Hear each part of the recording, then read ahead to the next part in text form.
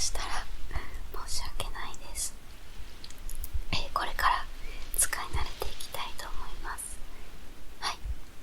あと、知らない方も多いと思うんですけれど、私はですね、現在オランダに住んでいまして、9歳の頃に、オランダ人の父親と、日本人の母親と弟と一緒に引っ越してきました。それ以降はここに住んでますね。はい、では早速食べていきたいと思います。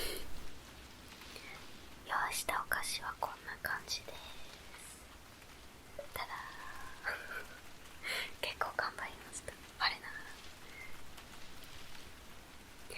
ら。はい、ではですね、まず最初にこちらの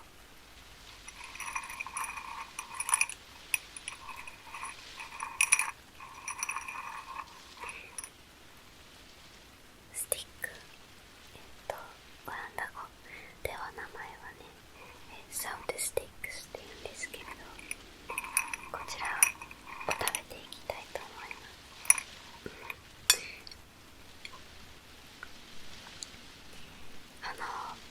プレッツェルじゃないな、プリッツだっけ、日本のポッキーじゃない方、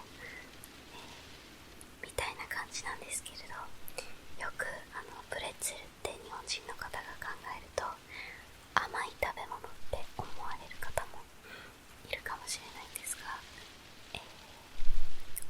ドイツとかオランダだとプレッツェルって大抵しょっぱいんですよね。はい、ではいただきます。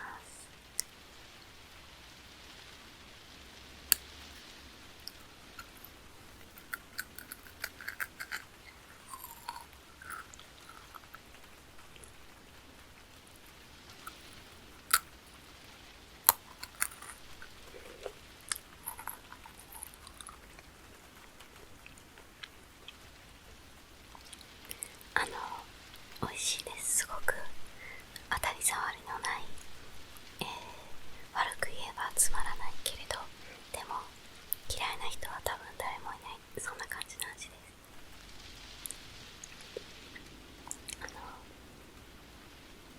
ただ単に、プレッツェルみたいな感じのやつに、塩が乗ってるっていう、とても、はい、つまらないといえばあれだけど、でもまずくもない感じです。はい、オランダのお菓子にしては上出来だと思います。あまり私好きではないんですよね、オランダのお菓子。はい。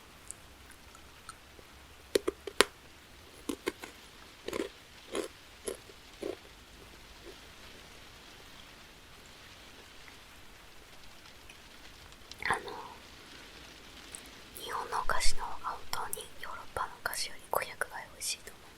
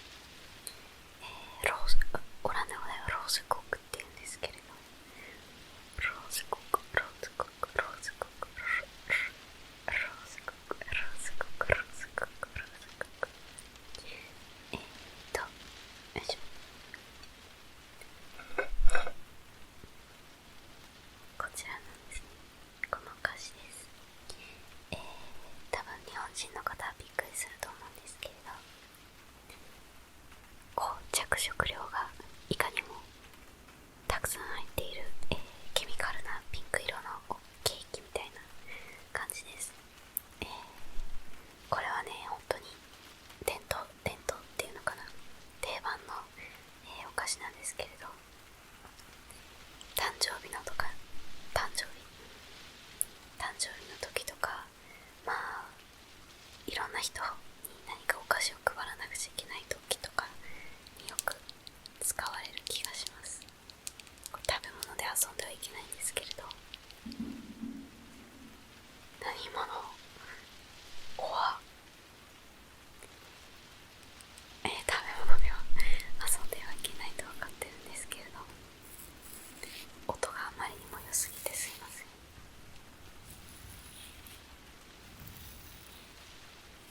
はい、味はね強烈に甘いです。いただきます。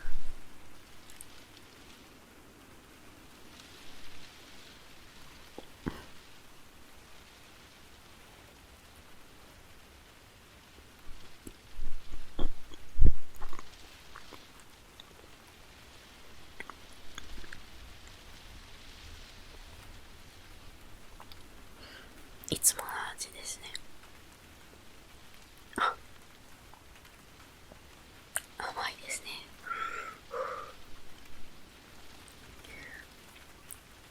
なんだろう、なんかオランダの味って感じです。ちょっと説明どうなってるかわからない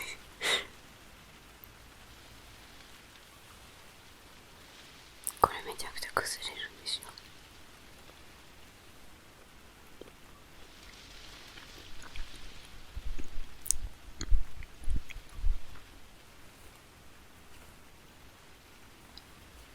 そういえば前髪をねちょっと切りすぎまして、あと今日はなんか髪の毛を下ろして動画なんかこう試しに撮ってみたらめちゃくちゃ自分の顔が嫌だったんでポニーテールにしてみました。多分それも顔が嫌なんですけれど、まあなんでもいいですね。音が大事なの。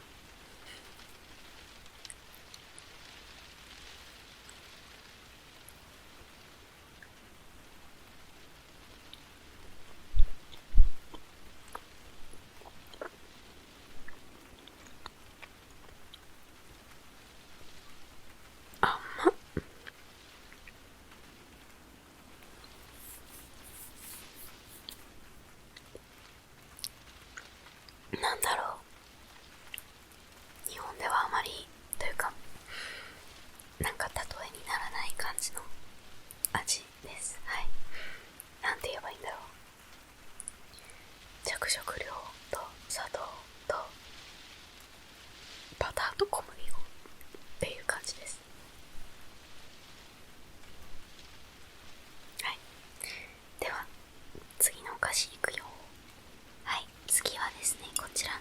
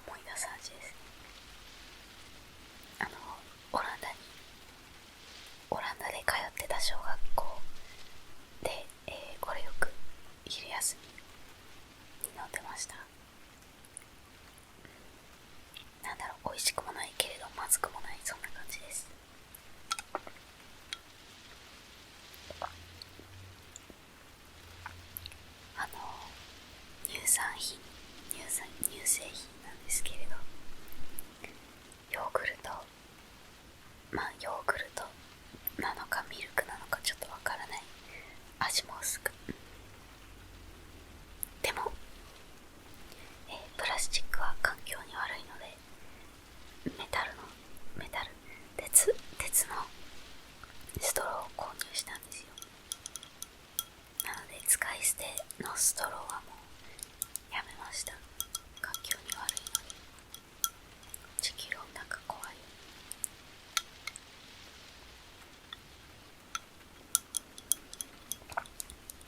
はい、次のお菓子いくよ。オランダの薬局とかスーパーに行くと必ず置いてあるプラスチックの袋に山盛りお菓子を詰めていいよっていうやつです。わかりますかね、こう壁全部にこう引き出しからお菓子が取れるみたいな、スコップでこうお菓子を袋に入れて、最終的に袋の重さを測って払うみたいなやつですね。こちらは、225g で、2ユーロでした。約どれぐらいだろう、220円くらいですかね。で、いろんなお菓子詰めてきました。イエーイ。オランダのキャンディーグミとかってもキャラが濃すぎて、ではまず最初にこちらのグミですね。見えるかな。よいしょ。こちらはね、スマーフンっていうキャラクターがあるんですけれど、そちらのグミです。スマーフンは肌が青い色の、小人のなんかアニメみたいなやつなんですけれど、まさかのグミも青くしちゃうという発想力、さすがですね。いただきます。これあんま好きじゃないんだよな。いただきます。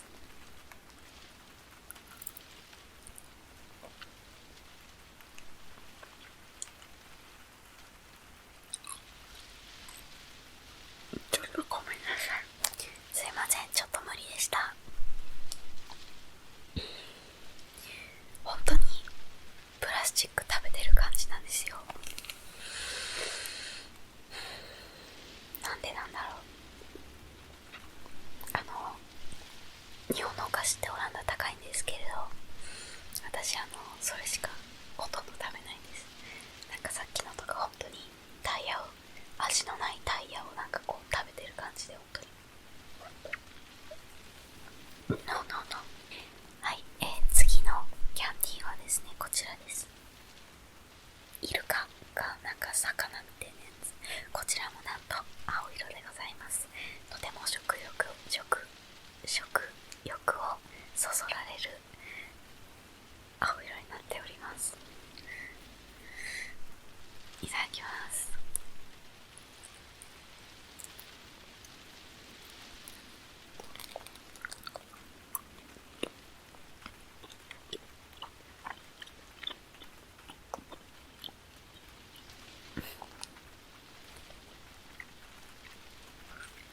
洗剤食べてる感じです。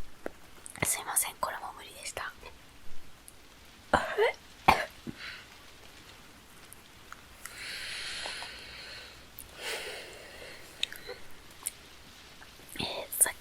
動画の最初の頃に言ってましたが、本当にオランダのお菓子が苦手です。はい、さっきのはなんだろう、レノアを丸ごと食べてる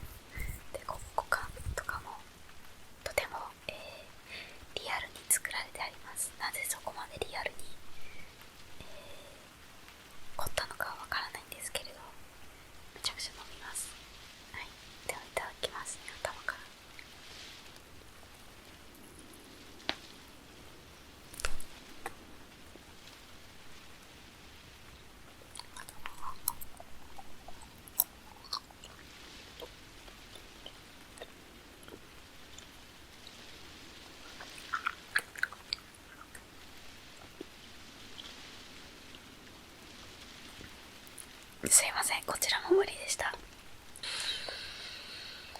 なんでだろう、なんか全部本当にプラスチックを食べてる気にしかなりません。はい、次は皆さんお待ちかねのドロップですね。このように真っ黒なお菓子です。真っ黒です。何が入ってるんだっけ、なんか特殊なハーブみたいなので作られてます。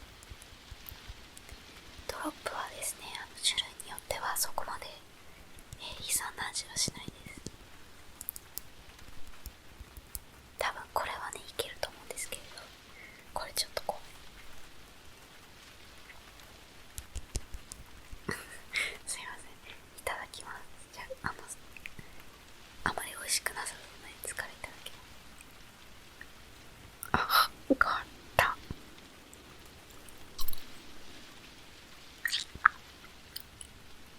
はい、しょっぱなから噛められないという、多分これタイヤより硬いです。痛い。顎が割れるわ。痛い。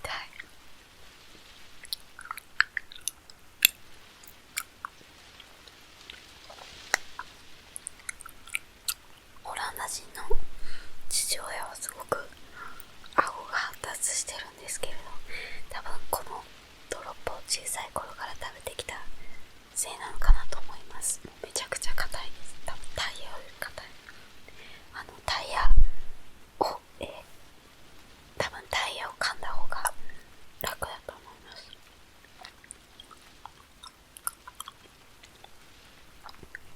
多分ね、これ日本人の皆さんが、ドロップ食べたらすごく衝撃になると思います。味がね特殊です。今私は慣れたので、まずか思わないんですけれど、とてもマニアックな味がします。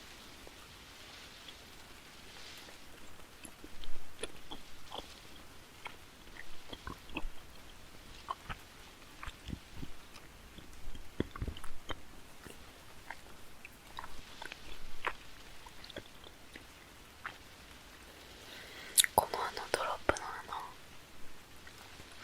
特徴って食べ終わらないんですよ。永遠ずっと噛んでる感じ。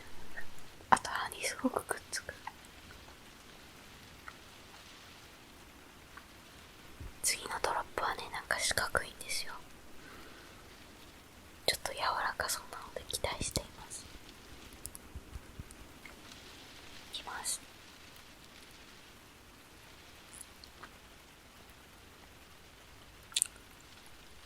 おー、やばいなこれ。おー、そうきたか。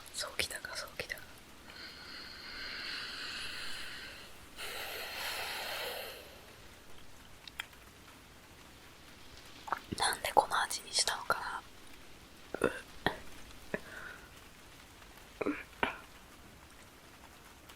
なんかオレガノって知ってますか？ハーブのなんかそんな味します。ちょっとこれは無理です。すいません。なんか自分で買ってきたものなのに。残ったのは弟にあげますね。弟はこういうの好きなんで。紹介するときってこう美味しいよっていうのをアピールするものだと思うんですけれど、今回はですね、本当に美味しくないので、はい、嘘はつけないです。多分顔に出ちゃうので、これが正直な感想です。すいません。本当にまずいです。なんか申し訳ない気持ちになる。次のグミはですね、こちらです。これは結構好き。普通のグミ、これは好きです。いただきます。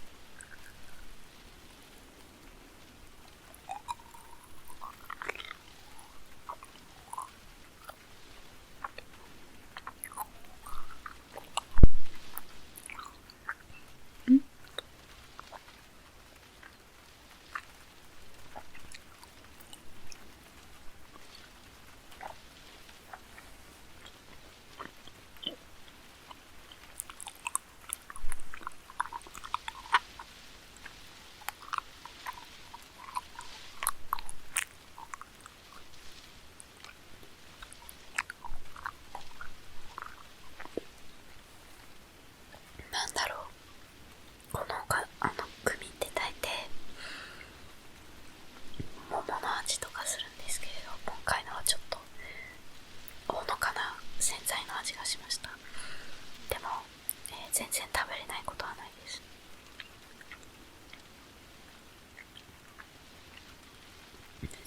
さっきまで食べたキャンディーの中ではこれが一番マシです。次のキャンディーはですね、弟がすごく大好きなんです。これじゃじゃーん、シュールモトン、シュールモトン、シュールモトン、シュールモトンっていう、シュールモトンっていう、キャンディーなんですけれど、これはね、こう、落ちる落ちる、こう酸っぱいなんかキャンディーみたいなのがロール状にされてて、こうくるくる回ってる感じです。いただきます。こんな感じです。Oh my god。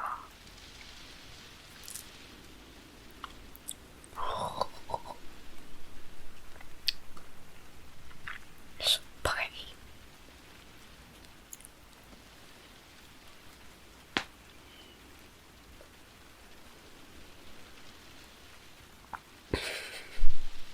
これね、徹夜するときとかに食べるのいいと思います。めちゃくちゃ目が覚めます。酸っぱ。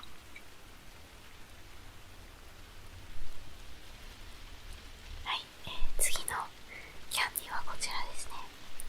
バナナです。これは多分オランダだけではなくて、欧米ハリボーとかでもよく売ってます。いただきます。買った。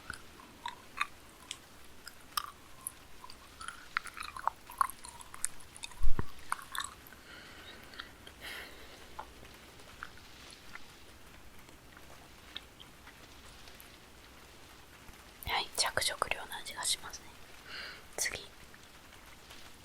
次のお菓子はこちらのカエルですね。なぜカエルをお菓子の形にするのがいいアイディアだと思った人がいるのかわからないんですけれど、いたのかわからないんですけれど、はい、緑色のカエルのお菓子です。とても食欲をそそられます。いただきます。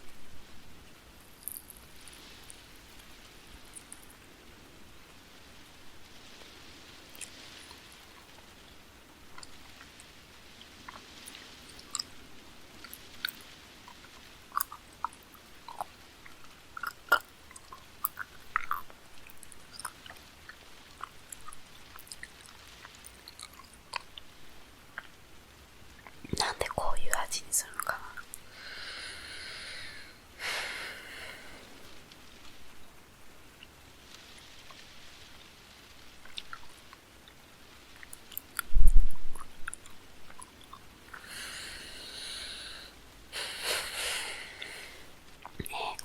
このお菓子もとてもレノアの味がします。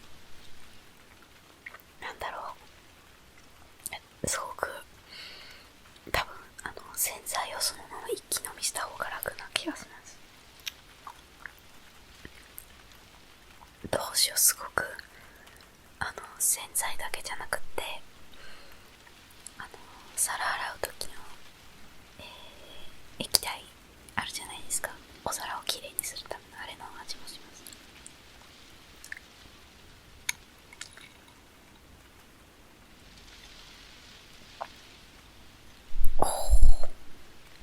なんかただ単にこの人全部まずいって言ってるだけじゃんって思うかもしれないんですけれど、本当にすいません。食べ物を粗末にしたい、もしくはしてるわけではなくて、本当に食べたいんですけれど食べれないんです。でも、紹介したいという気持ちが上回って、はい、今回このような形になりました。はい、なのでもし皆さんがオランダに来た時は、はい、気をつけてください。はい、では次のお菓子いきます。次のお菓子はですね、こちらに合わせておるんですけれど、これがこちらのケーキみたいなのがペーパーノートンで、これがクライムノートン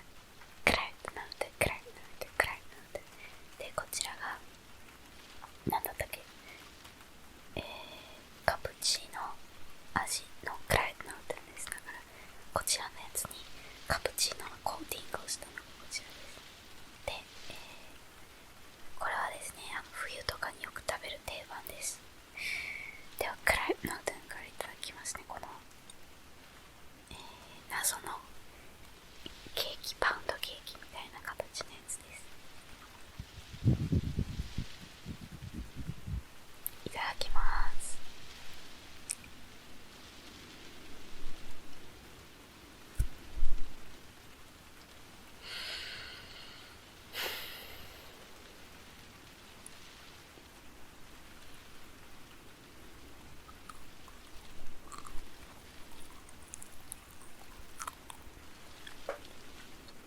なんだろう、マイルドにがっかりするっていう言葉がとても合っていると思います。なんだろう、めちゃくちゃまずいっていうわけではないんですけれど、美味しくもないですね。全く美味しくはないです。すごく、パサパサな、ほのかに、スパイスの味がする謎なケーキですね。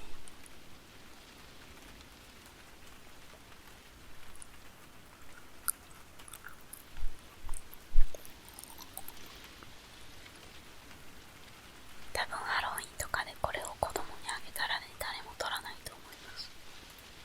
はい、では次のお菓子、こちらの先ほどお話ししたクラックノートン、クラックノートン、クラックノートン。これはですね、学校の子にもとても、人気です。みんな好んで食べてますね。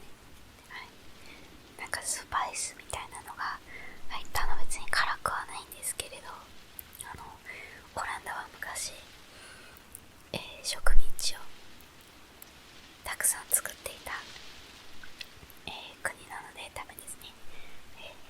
なので、その植民地にした国からたくさんのスパイスなどを、輸入盗んできたんですけれど、なので、オランダの郷土オランダの、お菓子はたくさんのスパイスが入っています。なのでこちらのクラルノート、もしくはドロップだったりとか、たくさん、日本では考えられないような、奇妙な味がする、お菓子をたくさんオランダでは食べますね。はい、私はあまり好きではないですけれど、でも多分ね、これ言ったらオランダ人の方々に怒られるので、はい、まずくはないと思う。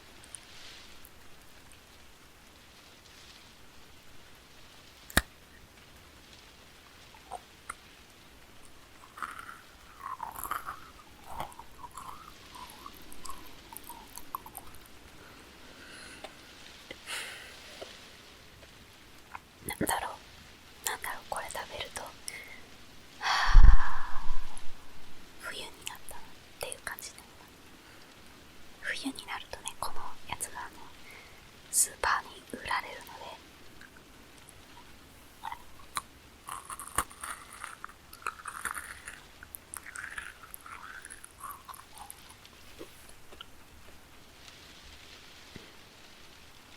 まずくはないです。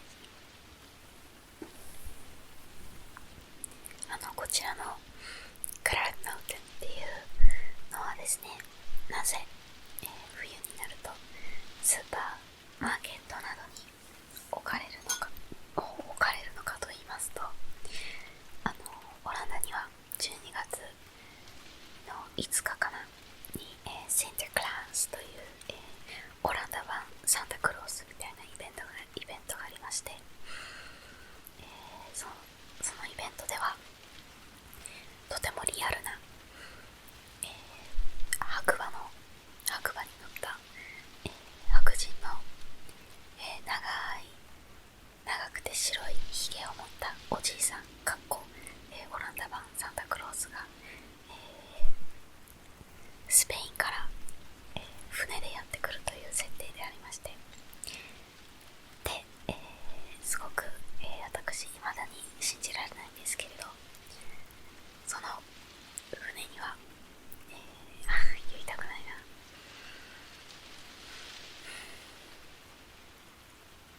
その船には、肌が真っ黒な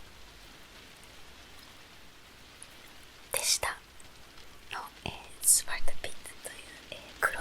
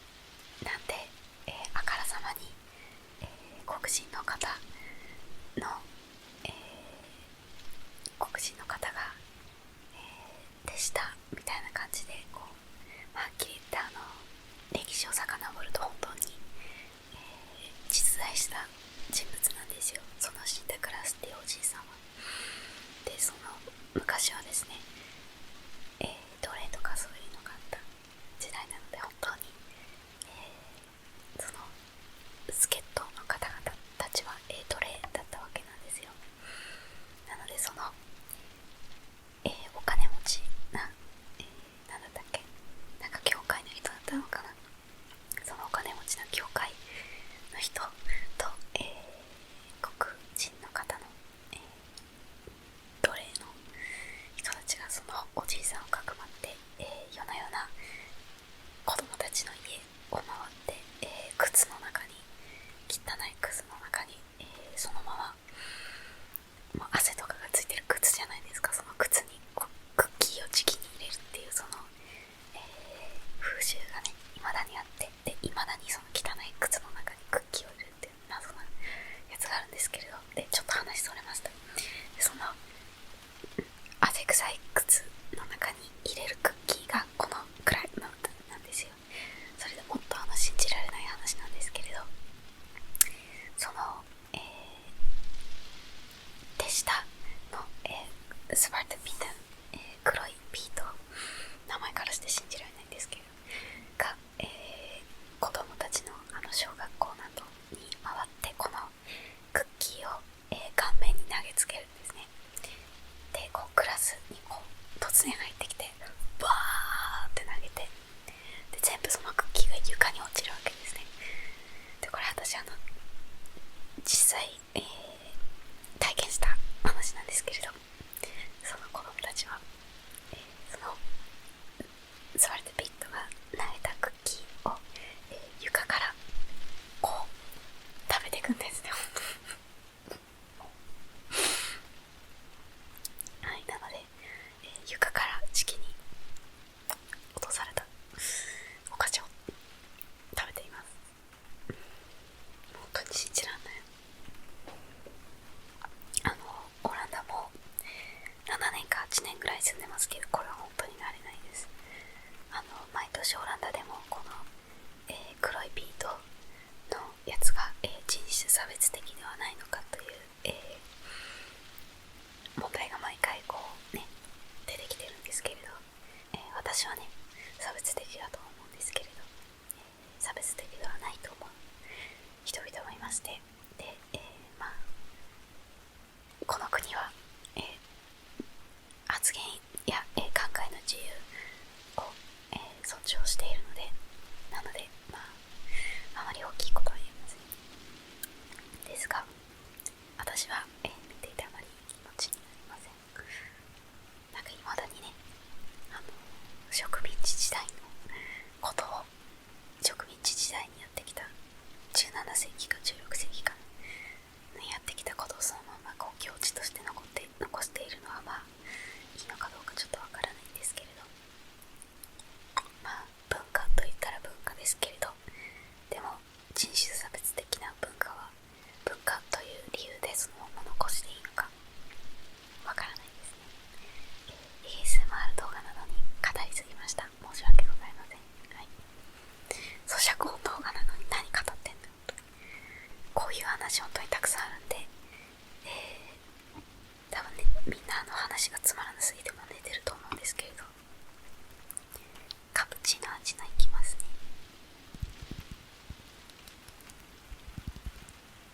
いただきます。これはね結構美味しいんですよ。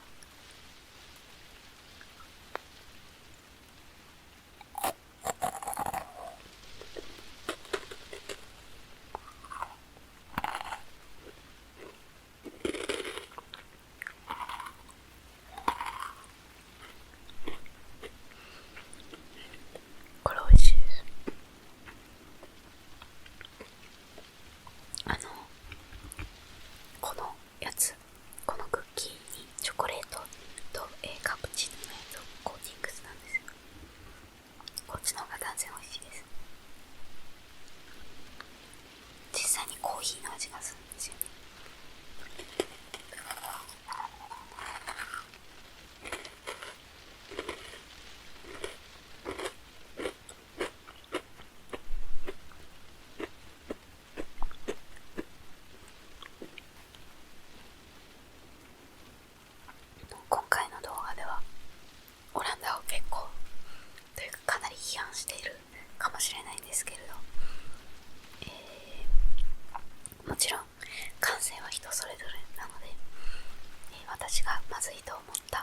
お菓子でも、あなたはまずくないと思う可能性もありますので、まずいとは決めつけず、ぜひ、試してみてください。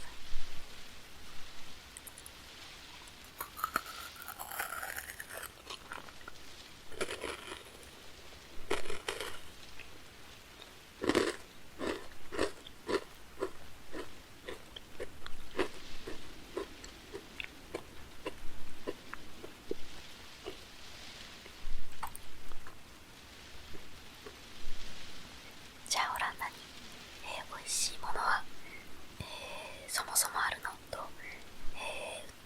お伺いされる方もいるかもしれないんですけれど、そうですね、よく聞く話だと、コーヒーがとても美味しいと、聞きますね。はい。それもね、植民地時代の影響が大きいんですけれど、あとチョコレートすごく美味しいです。チョコレート本当にこれは断じて言いますが、多分世界で指3本くらいに入るぐらい美味しいんじゃないかなと思います。ベルギーがね近いのでね、全部ベルギーのチョコレート売ってますね。美味しい。本当に安くねベルギーのチョコレート食べれるので、それはすごくラッキーだなと思っています。あと他に何が美味しいかな。チーズが美味しい。日本のなんかこうパッケージに入ったとろけるチーズみたいなのとは格違いな、本当にスーパーとかにこれぐらいのやつが売ってるんですよ。チーズをそれでこう特別なナイフみたいなのでこう自分でこうやって取ってパンにくっつけるみたいなのが多いんですけれど、いろんなブランドやいろんな、種類のチーズがあるので、ぜひオランダに来た時は試してみてください。ブルーチーズとかヤギのチーズとか本当に私の場合は体が受け付けないんですけれど、そうですね、まずくはないと美味しいと思われる方もいるので、はい。次はですね、こちらのクッキーでございます。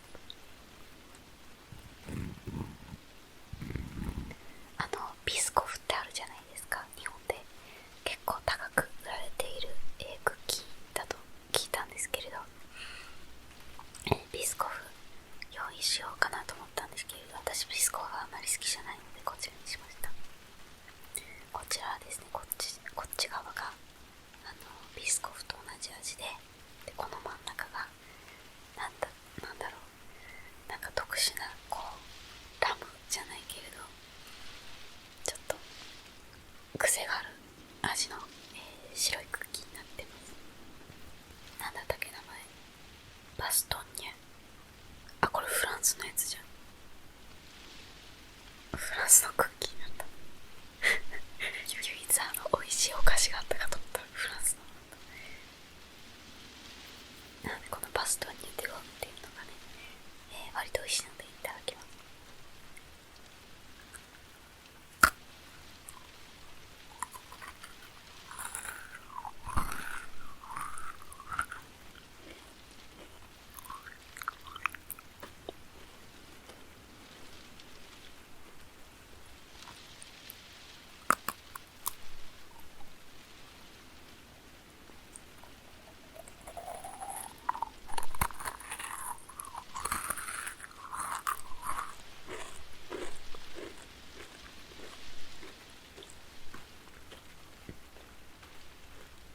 これは美味しいです。なんだろう、味は全然大丈夫なんですけれど、これよく学校の休み時間に食べるので、このクッキーには全く何の罪もないのに食べると学校を思い出して嫌な気持ちになるということが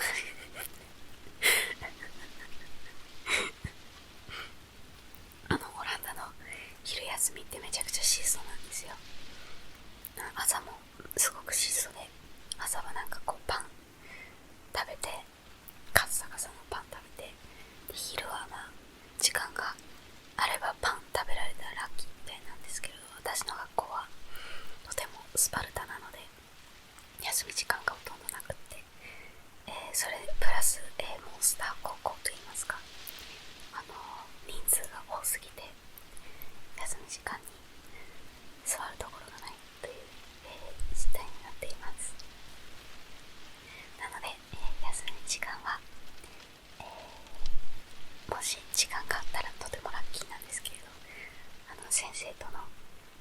生とお休み時間にプロジェクトなどについてのミーティングをしなくちゃいけなかったり、そもそも休み時間がないことが多いんですけれど、休み時間があったら、5分内に、立ちながらこのクッキーを、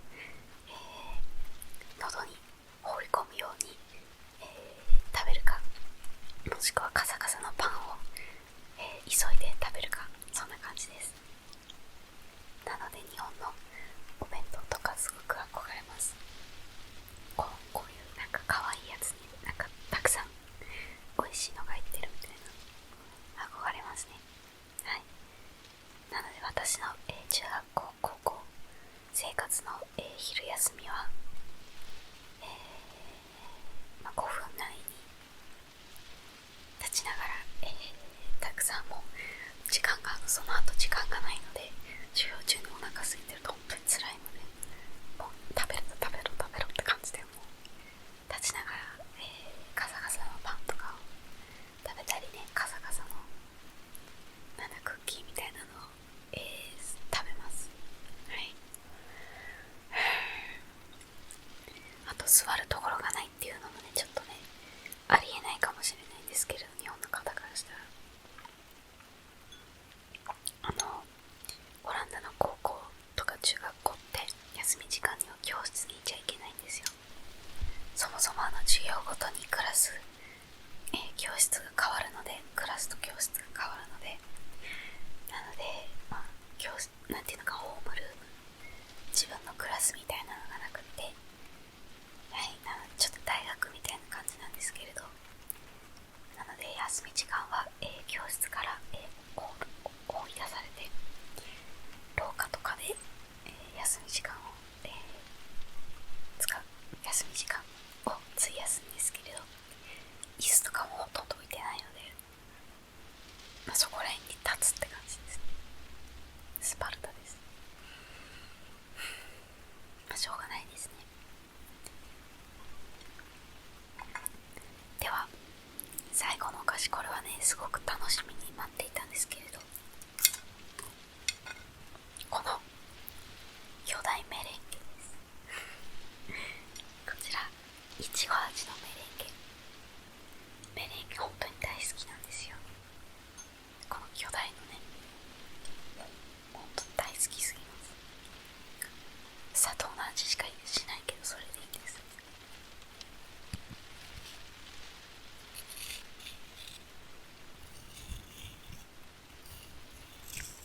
楽しみ。いただきます。大きすぎませんか、これ結構。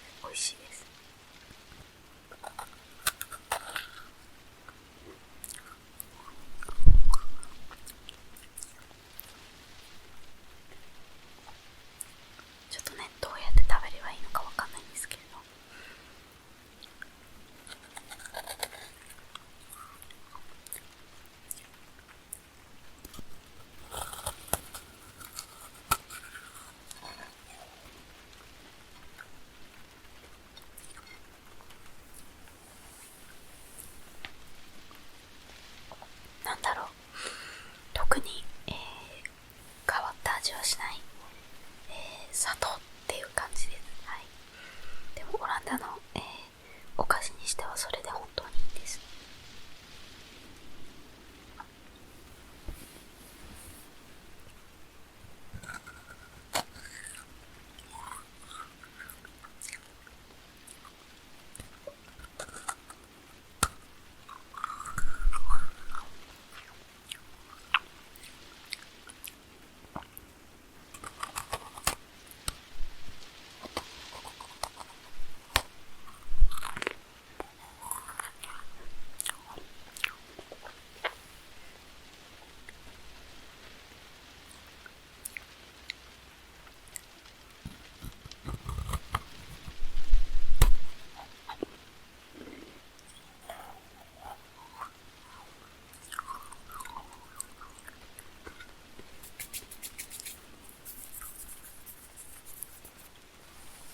美味しかったです。めちゃくちゃ甘いですね。あと言い忘れていたんですけれど、今回着ているシャツはですね、ちょっとかなりのお気に入りでございまして、こちらにオレリューと書いてあるんですけれど、で背中に書いてある文字はですね、真剣にやれよ、仕事じゃねえんだぞです。とても好きなシャツでございます。でこのシャツをね、堂々と学校に、着ています。なぜなら、私の学校では日本語を話せる方が私しかいないので、どんな服を着ても日本語で書いてあるのならば誰も何の意味なのかがわからないというね、ラッキーな、状況にいるので、好きなシャツを着ています。なので今度はね、ぜひ、帰りたいや、眠いとか、あとなんだろう、ポテチ食べたいとか、コーラ飲みたいとか、そういう文字が日本語で書かれているシャツをね、たくさん買いたいと思います。さっき最後の歌詞って言ってましたが、間違えました。こちらもありました。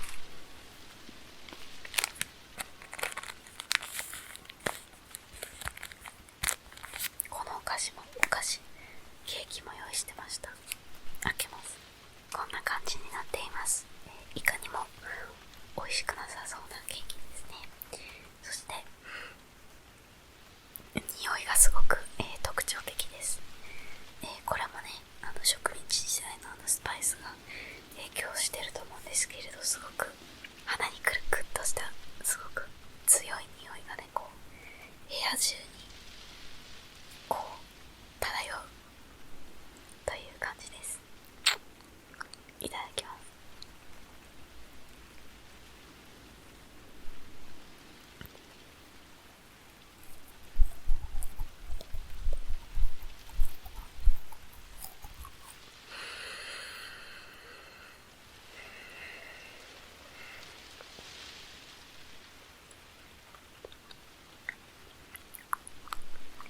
これは本当にね、断じて言います。まずいです。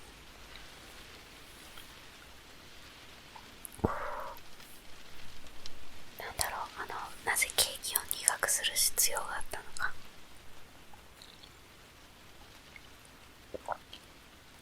すごく癖がある味です。多分このケーキで、生まれ育った方は普通にこう、なんだろう、この味に慣れていて大丈夫だと思うんですけれど、なんだろう、日本の食べ物でいう梅干しとか納豆とか、そこら辺の、溶液な気がします。なんだろう、こう小さい頃から食べてないとこれを美味しいとあまり思えないような気がします。ちなみにこれの名前はオンスパイドコック、オンスパイドコック、オンスパイドコック、オンスパイドコック、オンスパイドコック。オンスパイズは、朝食という意味で、コックはケーキなんですけれど、これをね、朝に食べるかというの、これを朝に食べるのは私にはちょっと無理です。すいません、なんかちょっと毒舌になってしまいました。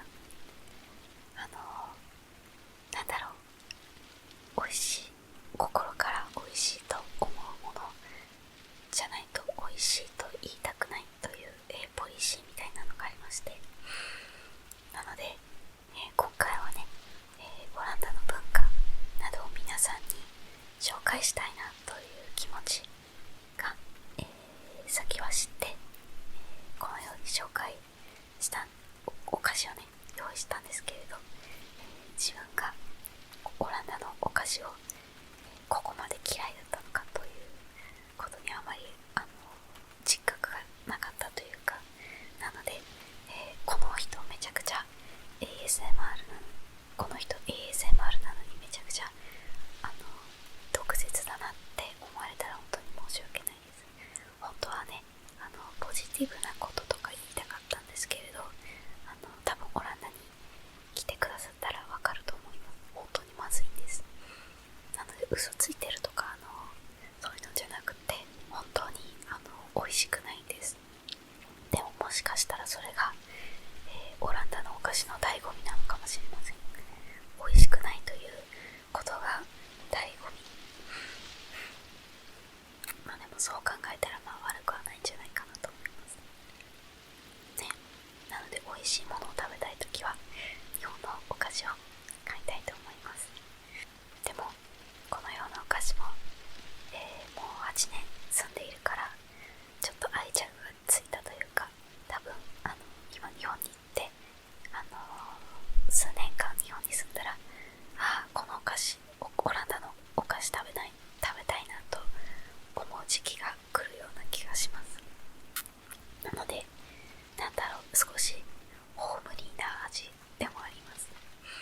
美味しくないけれど思い入れが残っている。例えば、休み時間に、時間がないから立ちながら、お腹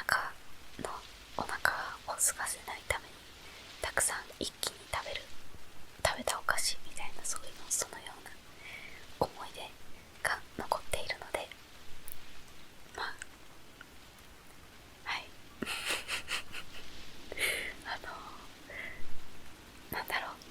私の話し方が少し変だと思われるかもしれませんが、この皮肉っぽいのがオランダ人のジョークといいますか、ES ジョークとかとすごく似てるんですけれど、オランダ人の話し方ってすごくたくさんの皮肉が入っているんですね。それで私もねそれをすごく、受け継いでしまいまして、特にオランダ語で話しているときは皮肉なしでは話せないという感じなので、日本語でも、そのような話し方になってしまっているときがあります。なので不快に思われる方がいましたらすみません。本当に悪気はないです。例えばすごく青い、お菓子を見て食欲がすごく湧く色ですねというのは、全く食欲が湧かないという意味を持っていまして、そのような天の弱といいますか、皮肉な話し方が、オランダでは主流なんですけれど、それを私も、受け継いでいる無意識に、日本語でもやってしまうという癖がついてしまったので、面白いと思われる方は多分少ないと思います。でも皮肉なしでは話せない、体になってしまいました。すいません素直になれないというか、どうしてもねそういうのを言いたくなっちゃうんです。すいません。で、今回の、動画は本当はすごくねポジティブな動画にしたかったんです。でも嘘はつきたくないので正直な感情を述べました。早口になってしまっていたらすいません。言いたいことが早とちりしてしまいました。でもいい ASMR に突然これやりますいい ASMR に、慣れてたら本当に嬉しいです。ちょっとねまだマイクと仲良しになれていないので、ちょっと使い方がまだねあれなんですけれど、これからたくさん勉強していきたいと思います見てくれてありがとうござい